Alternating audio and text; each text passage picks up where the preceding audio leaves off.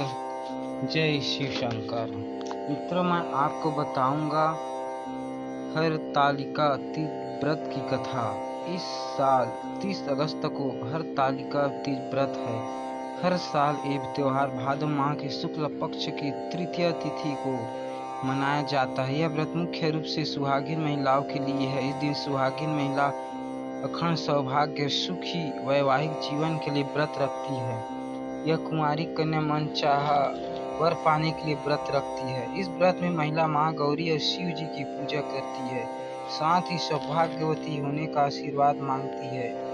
विवाहित महिलाओं के लिए व्रत बेहद ही महत्वपूर्ण माना जाता है। हरतालिका तीज व्रत कठिन होता है क्योंकि इस दिन महिला निर्जला उपवास करती है। इस दिन पूजा के दौरान व्रत कथा सुनने से पूजा का पूर्ण फल प्राप्त होता है। चलिए जानते हैं हरतालिका तीज व्रत कथा के बारे में।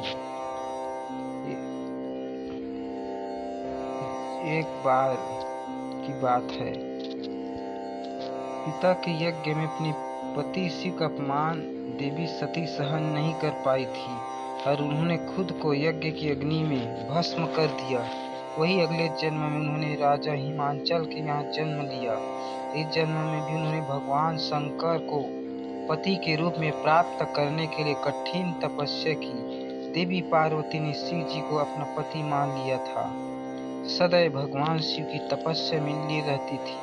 उनकी हालत को देखकर राजा हिमांचल को चिंता सताने लगी। उन्होंने नारद जी से इस बारे में बात की। उसके बाद देवी पार्वती का विवाह भगवान विष्णु से कराने का निश्चय किया गया, लेकिन देवी पार्वती विष्णु जी से विवाह नहीं करना चाहती थी। उसके मन की बात जानकर उसकी सखियां उन्हें लेकर घने जंगल में चली गई। कहा जाता है कि भादो माह के शुक्ल तृतीया तिथि के हस्त नक्षत्र में माता पार्वती ने रेत से शिवलिंग का निर्माण किया। भोलेनाथ की स्तुति में लीन होकर रात्रि जागरण किया। साथ ही उन्होंने अन्न का त्याग भी कर दिया। एक कठिन तपस्या 12 साल तक चली।